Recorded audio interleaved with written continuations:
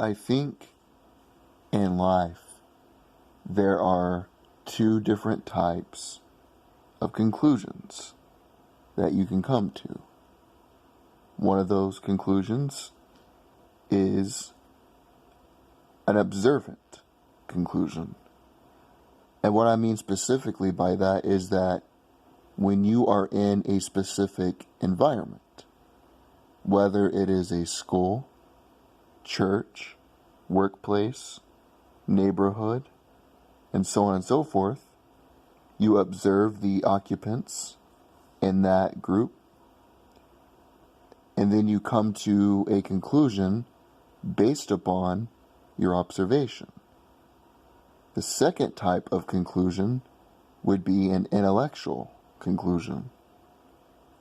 The way you come to an intellectual conclusion is that you look up scientific data, you look up evidence, facts, and so on and so forth, and you base your opinion upon the facts that you find. And there are times where you have a observant observation. You do some research and it confirms your observant observation with data and facts. But when you really study tribalism, you look into how the hierarchy works. Every single type of community, which is a collection of people, sort of acts the same way, whether it's a church, a school, a workplace, so on and so forth. We as humans are tribalistic creatures.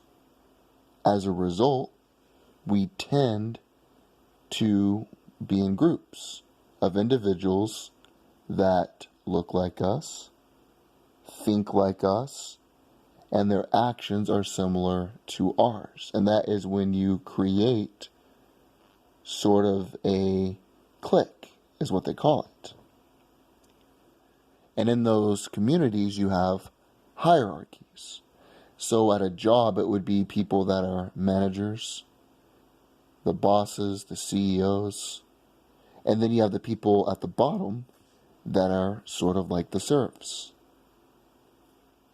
In a school, you have the athletes, the cheerleaders, and then at the bottom, you have the people in the band and the nerds. In churches, you have people that are on the committees, the building committees, the snack committees. And I'm not bullshitting you. At one of the churches I went to, they had a fucking snack committee. This committee, that committee. Then they teach. Then you have the people at the bottom that are just people that fill up the pews in the peanut gallery. And so isn't it insane how every society, even bees, think about it. You got worker bees. You got the queen bee. It's like that in every single type of civilization. We have these instinctual things that we do. And that is why I always tell people, I caution them when they say, I have no evidence to back this up, but this is what I think. I caution them because we as humans do a lot of things instinctually, without really thinking of the ramifications and the effects. And that's because we as humans, we naturally like order.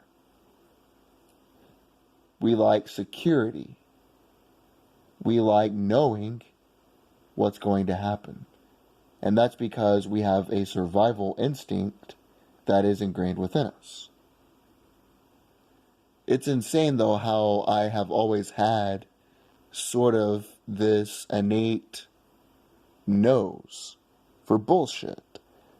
Before I really started reading, going into the exiting of the Matrix, taking the red pill, whatever way you want to describe it, before I had my journey, I always instinctually knew certain inert things about individuals.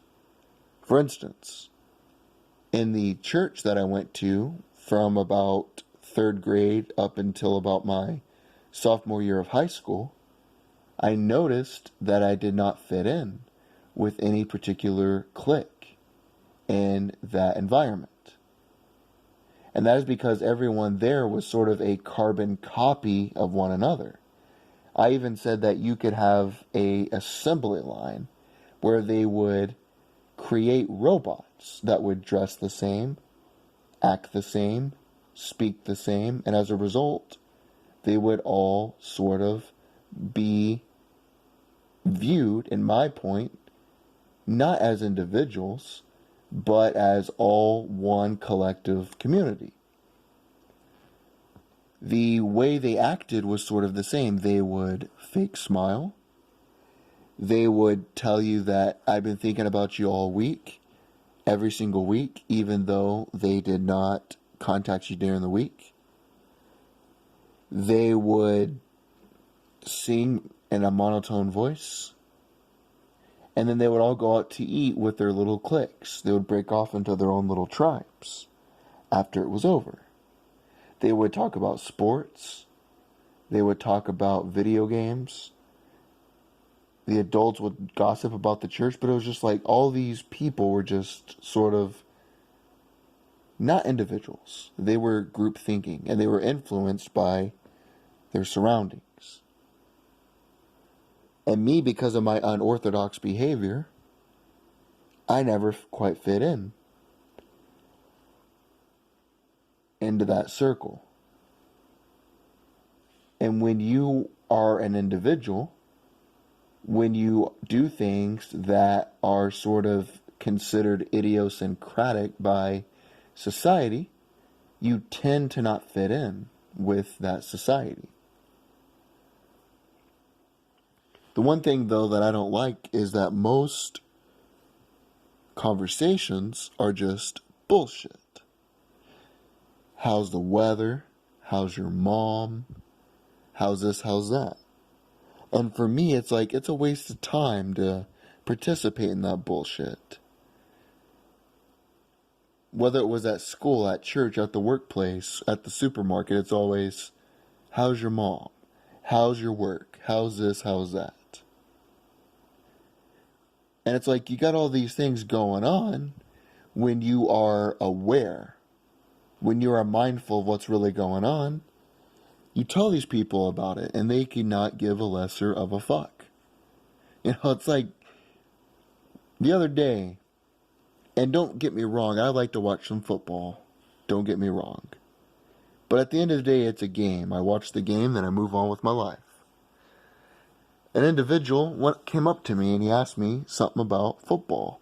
He was really angry that a particular football player, Antonio Brown, wanted to trade from the Pittsburgh Steelers. And I said, yeah, I get that, because he's a big Steelers fan. And then I said, but did you know? And I just kind of did this to troll him, to show how stupid he was. And he's so stupid, he didn't even know I was doing this to show how stupid he was. But I said, did you know under the 16th Amendment, which was ratified in 1913, the government now can tax you by any means necessary? Which means, in essence, that if you don't pay your property tax, if you don't pay for your taxes, the government can take away your property. So does that mean that we really own our property? What about cars? If you don't pay for your car tags, which is a tax, the wheel tax is what they call it, which is just a bullshit term they use, but if you don't pay that, they can take away your car, even if you paid off your car. And so in this country, it's like, you don't really own anything. Even when you pay off your property, like when you pay off your house, you pay off your car, you should own that motherfucker. That should be it, but you don't. And so you don't really own anything, you're just temporarily renting it. And he's just like, okay, and it's like, dude, you're so fucking stupid. You're more concerned about a guy that plays with balls, wanting to go somewhere else to play with balls, than what's really going on. And it's like, these people aren't even conscious, and they have no desire to be. Which is fine, but it's like that song by Pink Floyd, Another Brick in the Wall Part 2. They are so stupid. They are just so brainwashed. And the funny thing is, it's like, I've been taking up organic farming. I've been looking into nitrogen, how to get more nitrogen in your food. Because it's like when you have your food in the soil, you have your vegetable, you have the nitrogen cycle. And then when you pull that vegetable out, it's like you don't have, you're pulling it out and not letting that nitrogen fully go into the plant. And that's why you got to find a way to put that nitrogen inside of it, and carbon, all those other things you need, iron, magnesium, without putting pesticides in those things. I've been taking up organic farming. I've been learning how to fix lawnmowers, cars, so on and so forth. But the funny thing is, these people think I'm the fucking stupid one. And I just let them think that way. I don't care. But it's kind of funny to me because I'll be repairing a lawnmower engine. I'll be going to the store to get a part that I need, and I'll see one of those people that I used to go to church with, and they'll be like talking about football or talking about who's doing what, talking about other people, because they're not going anywhere with their life. They're always worried about what everybody else is doing, or worried about what I'm doing, or worried about what my family's doing. It's like, you got to worry about what you're doing. But it's like, they think I'm so fucking stupid. And it's just funny because if you don't think like somebody else, they think you're stupid. It's like, if you tell someone you support Donald Trump, they think it's because you're stupid. But once you become more astute in your thinking, like I am, you will think that two intelligent minds can come to different conclusions while looking at the same data. But the majority of people think that if you do not think the way they think, if you do not fit into their tribe, that you are the dumb one, or you have bad character. People can't think that if you do not fit within their group, that they are the ones in the wrong. They have to think you are the ones in the wrong. And I'm not even saying they're necessarily bad. I'm just pointing out that they wonder why I'm able to reach a certain level of achievement. If you get off your ass and quit watching football all the time, and you learn how the stock market works, how to buy percentages in companies, how to get dividends, you go learn a trade, you learn how to use a hammer, you learn how to build things, you learn carpentry, you learn the laws, so you know how to navigate around, and you can get a free golf cart, you learn the tax law. You can achieve a lot of things. You read about nutrients you need in your body that can help you have peak performance. You learn how to increase the iron in your body. You produce more hemoglobin, which is the molecule that produces oxygen. You learn all that. You're going to achieve certain things. And it is what it is. Everything's a sacrifice. But it's like they're so surprised that I'm able to reach that level. But it's like if they would quit being the same as everybody else, if they would spend some time on their own lives, they could reach that level as well. But that's why you've got to start using your mind. The human mind has billions of neurons, over 100 billion neurons. That is more neurons than there are stars in the sky. Hell, even more neurons than grains of sand on this earth. Even the fastest quantum computers that scientists have created are still not as fast or as powerful as the human mind. And it's like, if you had a hammer, but you did not know how to use that hammer, it doesn't mean that you do not have the capacity to hammer a nail. It just means that you don't have the wherewithal. You don't have the knowledge of how to use it. And everybody possesses a mind. But they just don't take time to figure out, number one, how powerful it is.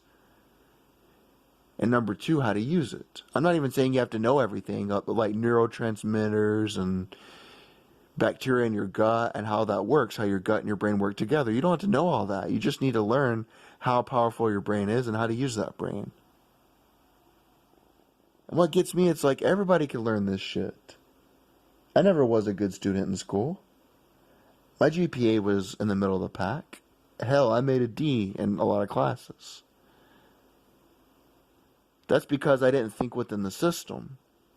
They want you to memorize their facts, regurgitate those facts, and that's it. Or memorize their formula, regurgitate that formula. But that's not teaching you how to think. It's teaching you what to think. How to think is letting you come to your own conclusions based upon the evidence or based upon your own observations. And I've noticed that women tend to do better in school